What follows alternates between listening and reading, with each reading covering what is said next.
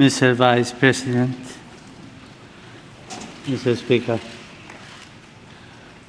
honorable members of the Congress, dear friends, I am most grateful for your invitation to address this joint session of Congress in the land of the free at the home of the brave.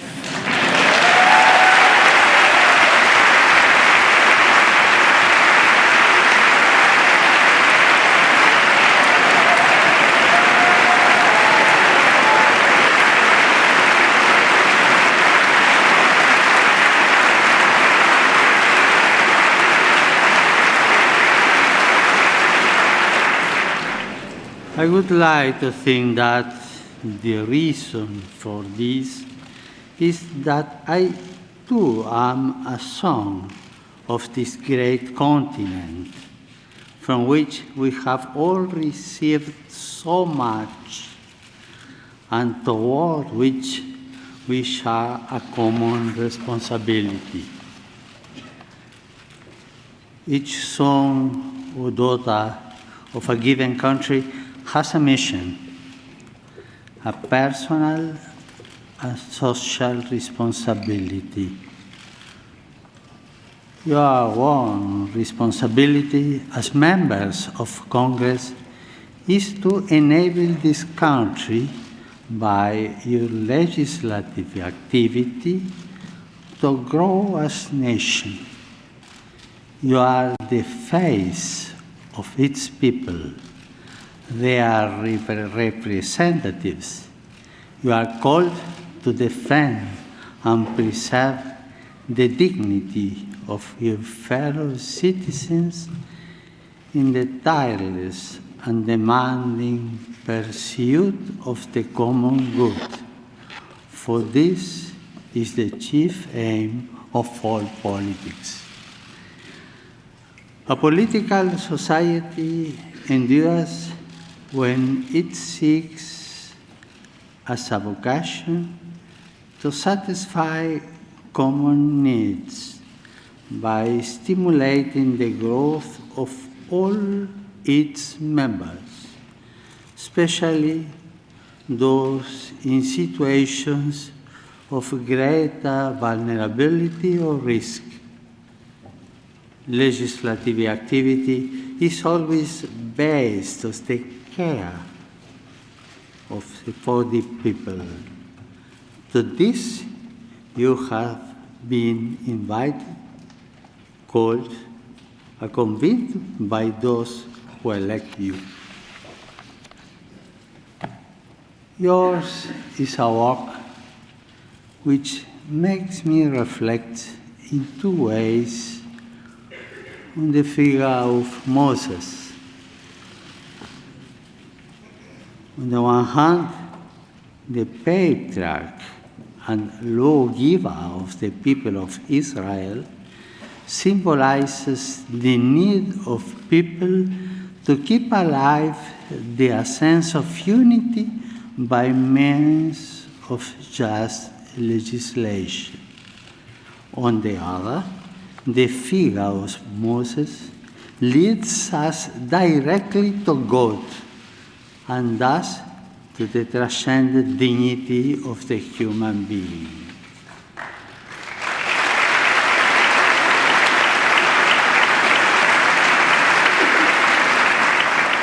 Moses provides us with a good synthesis of a work. You are asked to protect, by means of the law, the image and likeness fashioned by God on every human life. Today, I would like not only to address you, but through you, the entire people of the United States. Here, together with the representatives, I would like to take this opportunity to dialogue with the many thousands of men and women who strive each day to do a honest day's work, to bring home the daily bread, to save money, and one step at a time to build a better life for their families.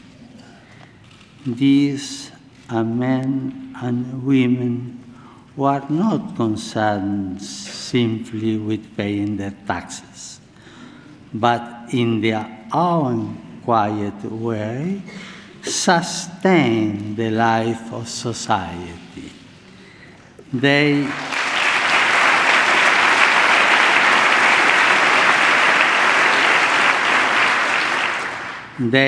generate solidarity by their actions, and they create organizations which offer a helping hand to those most in need. I would also like to enter into dialogue with the many elderly persons who are a storehouse of wisdom forged by experience and who seek in many ways, especially through voluntary work, to share their stories and their insights. I know that many of them are retired, but still active. They keep working to build up this land. I also want to dialogue with all those young people who are working to realize their great and noble aspirations, who are not led astray by facile proposals, and who face difficult situations, often as a result of immaturity on the part of many adults. I wish to dialogue with all of you, and I would like to do so through the historical memory of your people. My visit takes place at a time when men and women of goodwill are marking the anniversaries of several great Americans. The complexities of history and the reality of human weakness notwithstanding, these men and women, for all their many differences and limitations, were able, by hard work and self-sacrifice, some at the cost of their lives, to build a better future. They shaped fundamental values which endure forever in the spirit of the American people. A people with this spirit can live through many crises, tensions, and conflicts, while always finding the resources to move forward and to do so with dignity. These men and women offer us a way of seeing and interpreting reality. In honoring their memory, we are inspired even amid conflicts and in the here and now of each day to draw upon our deepest cultural reserve. I would like to mention 4 of these Americans: Abraham Lincoln, Martin Luther King, Dorothy Day, and Thomas Merton.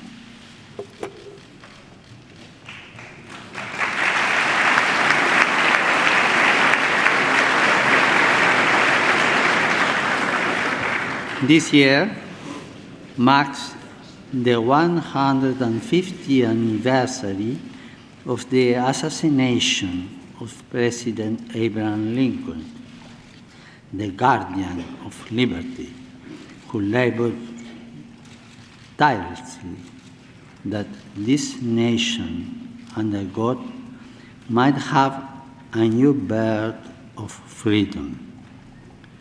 Building a future of freedom requires love of the common good and cooperation in a spirit of subsidiarity and solidarity.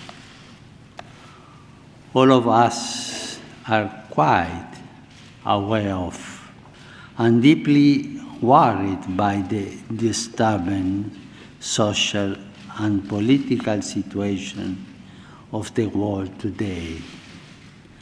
Our world is increasingly a place of violent conflict, hatred, and brutal atrocities, committed even in the name of God and of religion. We know that no religion is immune from forms of individual delusion or ideological extremism. This means that we must be especially attentive to every type of fundamentalism, whether religious or of any other kind.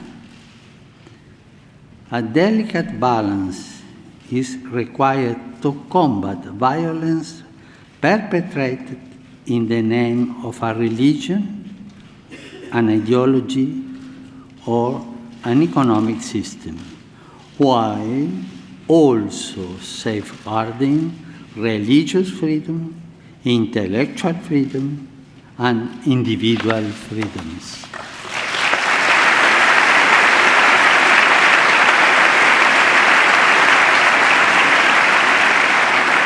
But there is another temptation which we must especially guard against. The simplistic reductionism which sees only good or evil, or, if you will, the righteous and sinners. The contemporary world, which affects so many of our brothers and sisters, demands that we confront every form of polarization, which would divide it into these two camps. We know that in the attempt to be feed of enemy without, we can be tempted to feed the enemy within. To imitate the hatred and violence of tyrants and murderers is the best way to take their place. That is something which you, as people, reject.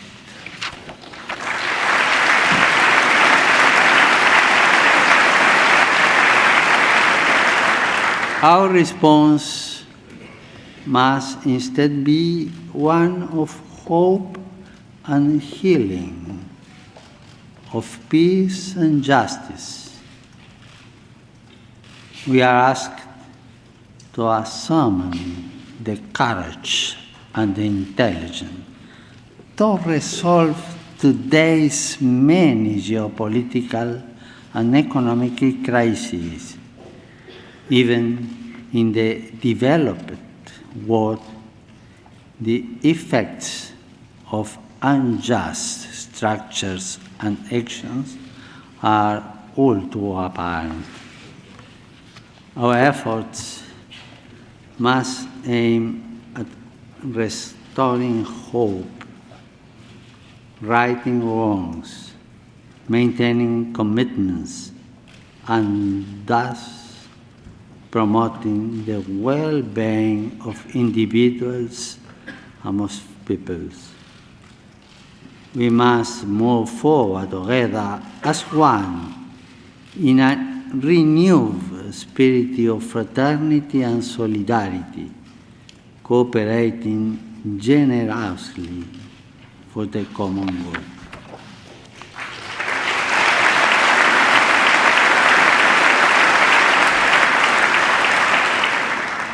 The challenges facing us today call for a renewal of that spirit of cooperation which has accomplished so much good throughout the history of the United States.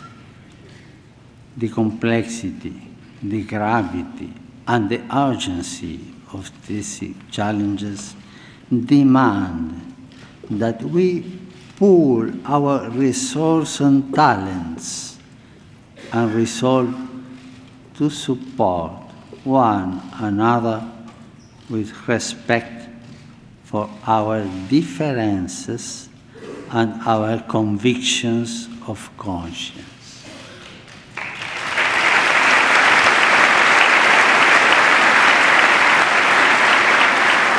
In this land, the various religious denominations have greatly contributed to building and strengthening society. It is important that today, as in the past, the voice of faith continue to be heard, for it is a voice of fraternity and love, which tries to bring out the best in each person and in each society. Such cooperation is a powerful resource in the battle to eliminate new global forms of slavery, born of great injustices, which can be overcome only through new policies and new forms of social consensus. Politics is instead an expression of our compelling need to live as one in order to build as one the greatest common good, that of a community which sacrifices particular interest in order to share injustice and peace, its goods, its interests, its social life. I do not underestimate the difficulty that this involves, but I encourage you in this effort.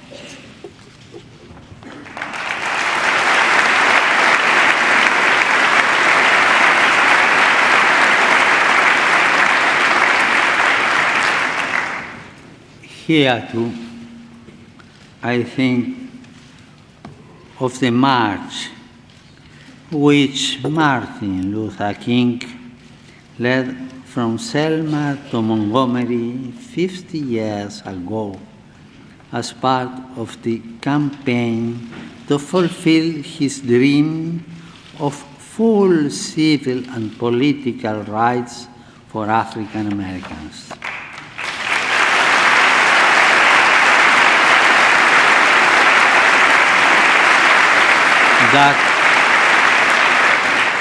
that dream continues to inspire us all. And I am happy that America continues to be, for many, a land of dreams.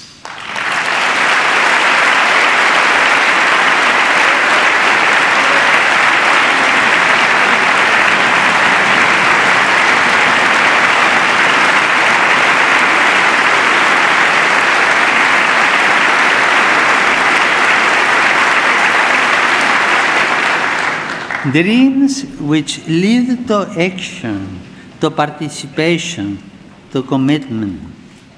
Dreams which awaken what is deepest and truest in the life of the people.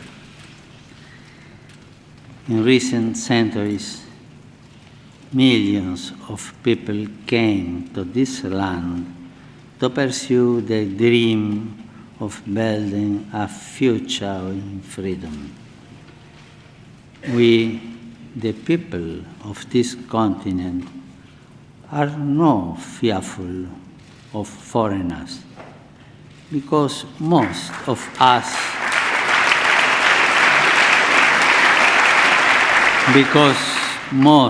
us were once foreigners.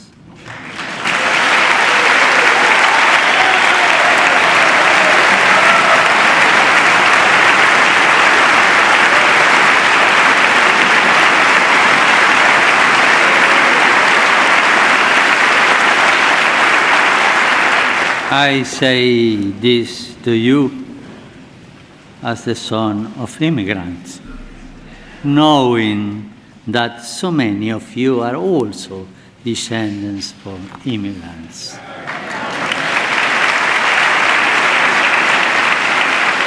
Tragically, the rights of those who were here long before us were not always respected.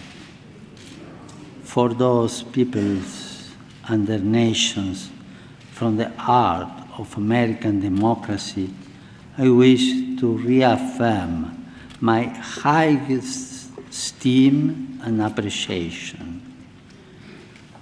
Those first contacts were often turbulent and violent, but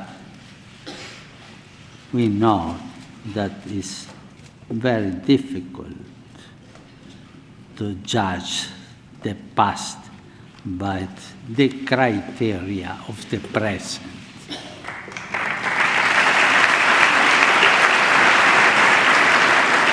Nonetheless, when the stranger in our midst appeals to us, we must not repeat the sins and the errors of the past.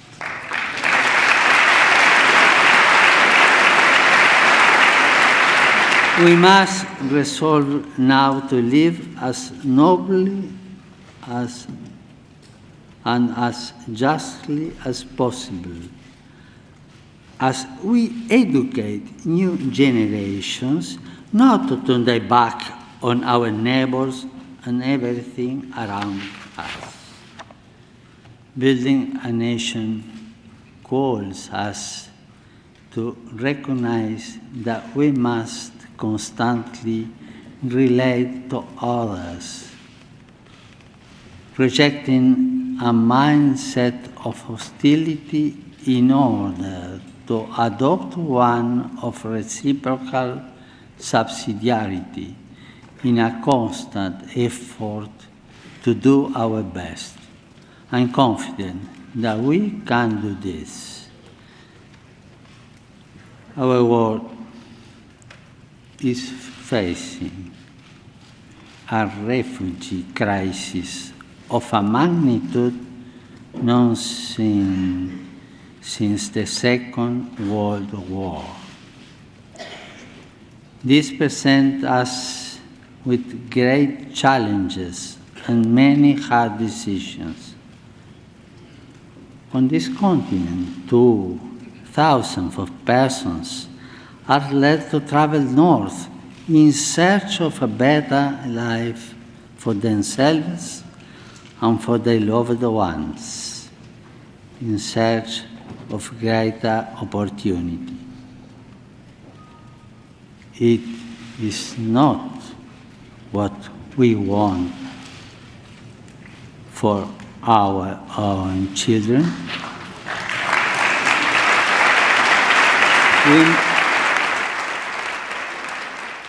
We must not be taken aback by the numbers, but rather view them as persons, seeing their faces and listening to their stories, trying to respond as best we can to their situation, to respond in a way which is always human, just and fraternal. We need to avoid a common temptation nowadays to discard whatever proves troublesome. Let us remember the golden rule. Do unto others as you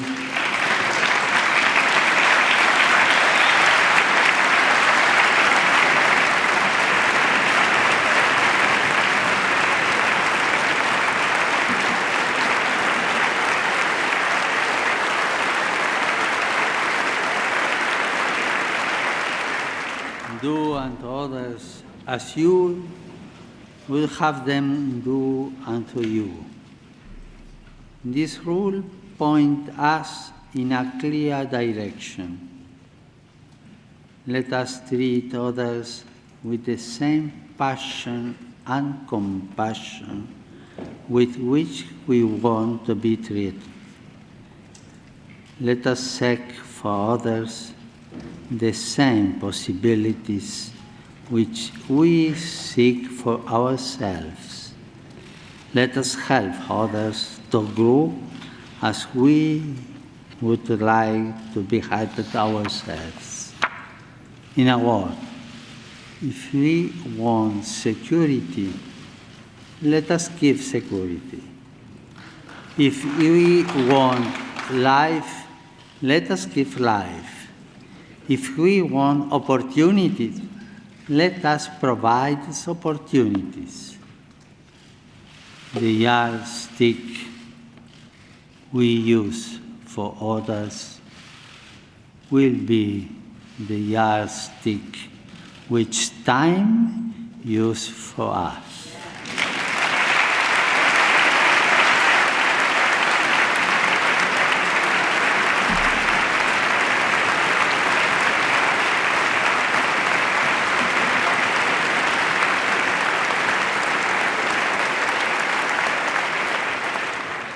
The Golden Rule also reminds us of our responsibility to protect and defend human life at every stage of its development.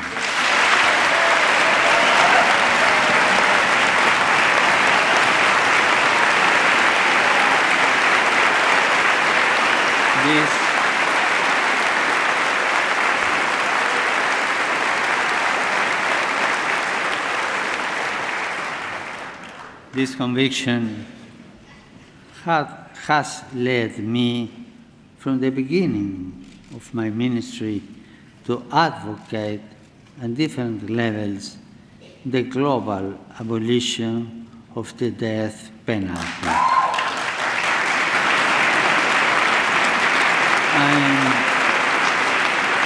I am convinced that this way is the best, since every life is sacred. Every human person is endowed with unalienable dignity, and society can only benefit from the rehabilitation of those convicted of crimes.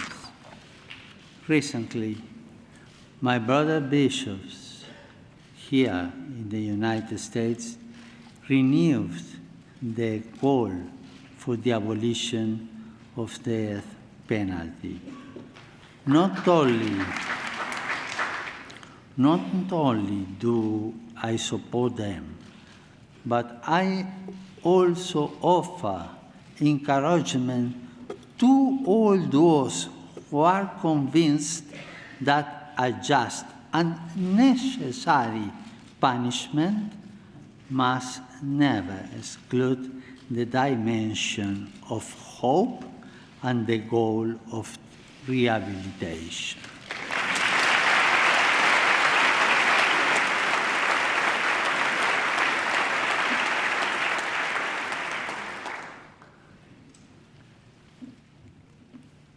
In these times, when social concerns are so important, I cannot fail to mention the servant of God, Dorothy Day, who founded the Catholic Worker Movement. Her social activism, her passion for justice and for the cause of the oppressed were inspired by the gospel, her faith, and the example of the saints. How much progress has been made in this area in so many parts of the world? How much has been done in these first years of the third millennium to raise people out of extreme poverty? I know that you share my conviction that much more still needs to be done, and in times of crisis and economic hardship, a spirit of global solidarity must not be lost. At the same time, I would encourage you to keep in mind all those people around us who are trapped in a cycle of poverty. They too need to be given hope.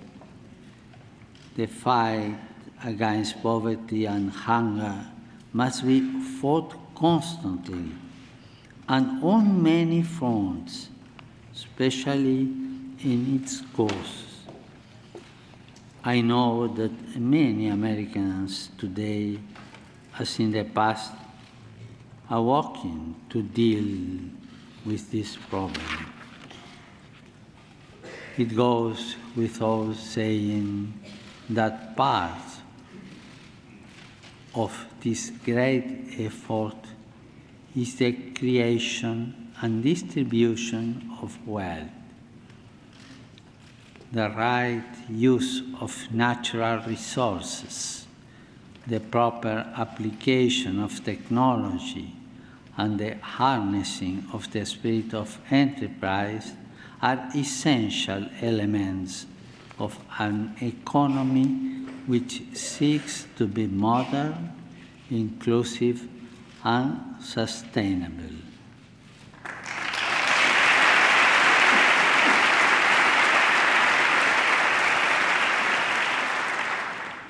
Business is a noble vocation directed to producing wealth and improving the world.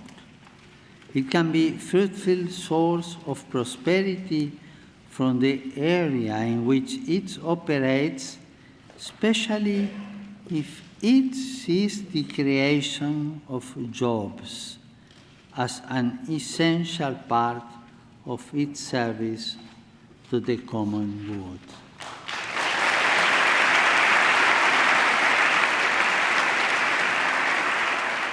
This common good also includes the earth, a central theme of the encyclical, which I recently wrote in order to enter into the dialogue with all people about our common home.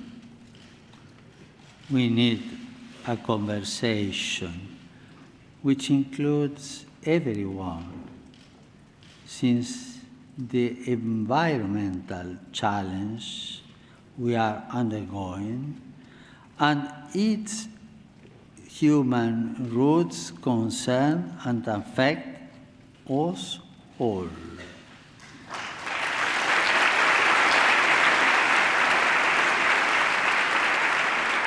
In Laudato Si, I call for a courageous and responsible effort to redirect our steps and to avert the most serious effects of the environmental deterioration caused by human activity. I'm convinced that we can make a difference, I'm sure. And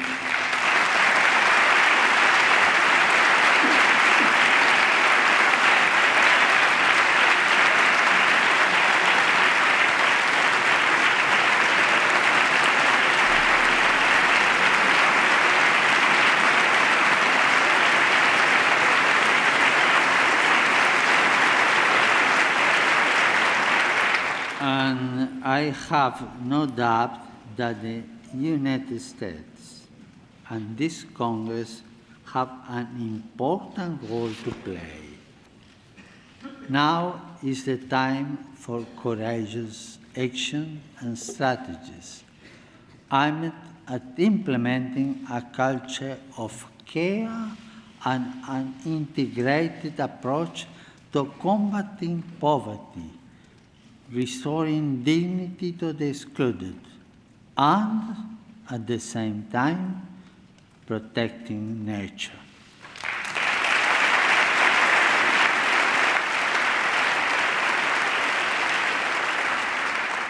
We have the freedom needed to limit and direct technology, to devise intelligent ways of developing and limiting our power, and to put technology at the service of another type of progress, one which is here, more human, more social, more integral. In this regard, I am confident that America's outstanding academic and research institutions can make a vital contribution in the years ahead.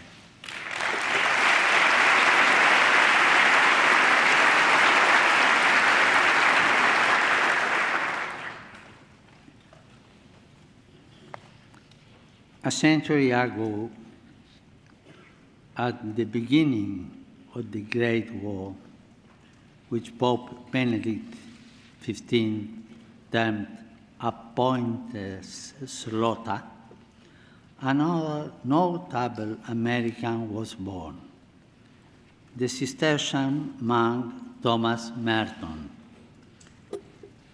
He remains a source of a spiritual inspiration and guide for many people.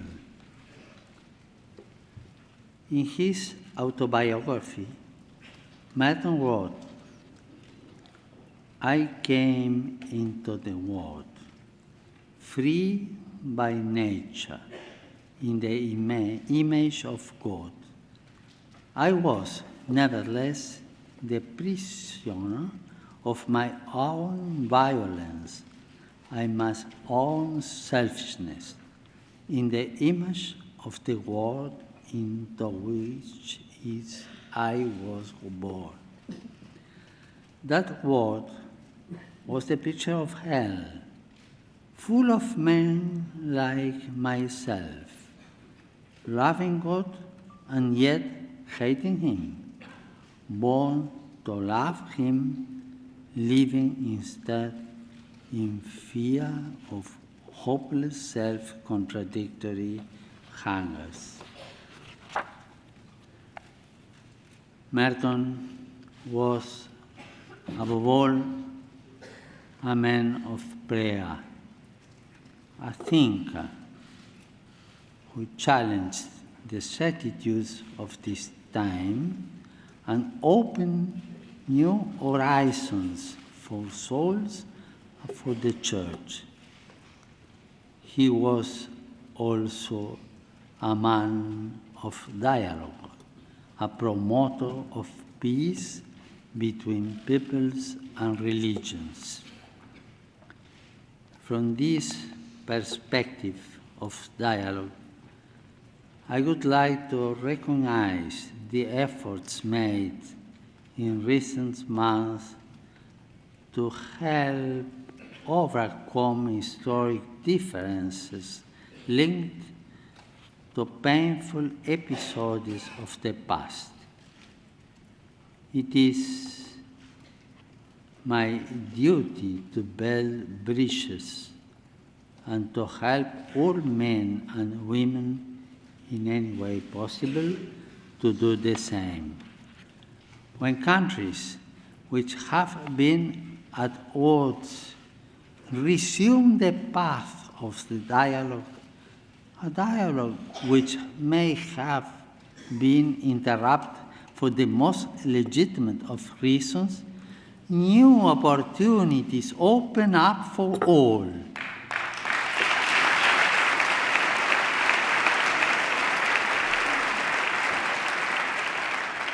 This that required and requires courage and daring, which is not the same as irresponsibility. A good political leader is one who, with the interests of all in mind, seizes the moment in a spirit of openness and pragmatism. A good political leader always opts to initiate processes rather than possessing space.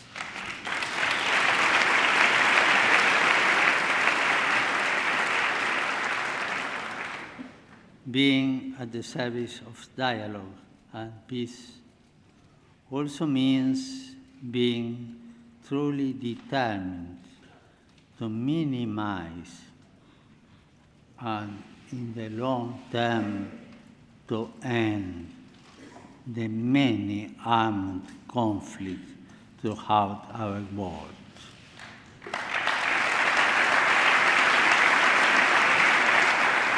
Here we have to ask ourselves, why are deadly weapons being sold to those who plan to inflict untold suffering on individuals and society? Sadly, the answer, as we all know, is simply for money. Money that is drenched in blood, often innocent blood. In the face of the shameful and culpable silence, it is our duty to confront the problem and to stop the arms stride.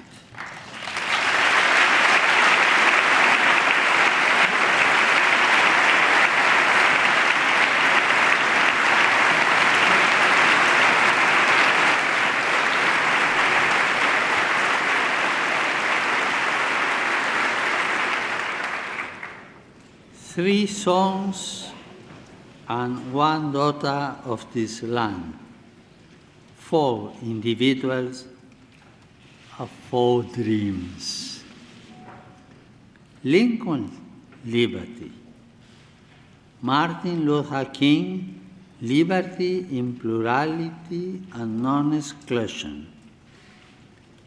Dorothy Day, social justice and the rights of persons. And Thomas Merton, the capacity for dialogue and openness to God. 4 representatives of American people I will end my visit to your country in Philadelphia, where I will take part in the World Meeting of Families. It is my wish that throughout my visit, the family should be a recurrent theme. How essential the family has been to the building of this country.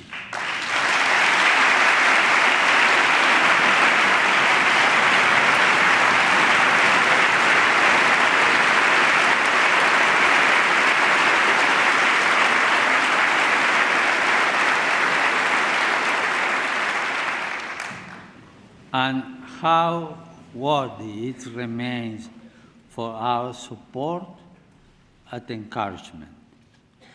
Yet, I cannot hide my concern for the family, which is threatened, perhaps as never before, from within and without. Fundamental relations are being called into question, as is the very basis of marriage and the family. I can only reiterate the importance and, above all, the richness and the beauty of family life.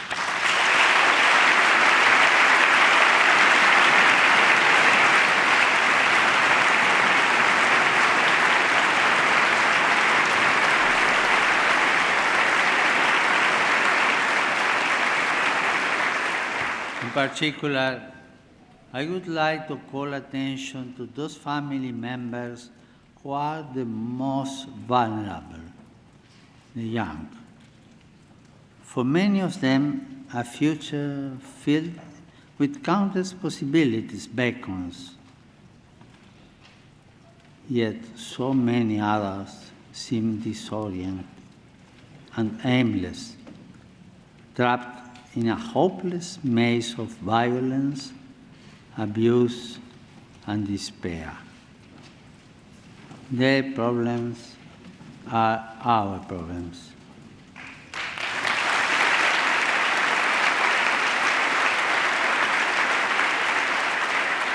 We cannot avoid them. We need to face them together, to talk about them, and to seek effective solutions rather than getting bogged down in discussion. At the risk of oversimplifying, we might say that we live in a culture with precious young people known to start a family because they lack possibilities for the future. Yet, the same culture presents others with so many options that they too are dissuaded from starting a family. A nation can be considered great when it defends liberty, as Lincoln did, when it fosters a culture which enables people to dream of full rights for all brothers and sisters, as Martin Luther King sought to do, when it strives for justice and the cause of the oppressed, as Dorothy Day did by her tireless work, the fruit of a faith which becomes dialogue and sows peace in the contemplative style of Thomas Merton. In this remark, I have sought to present some of the richness of your cultural heritage, of the spirit of the American people. It is my desire that this spirit continue to develop and grow so that as many young people as possible can inherit and dwell in a land which has inspired so many people to dream. God bless America.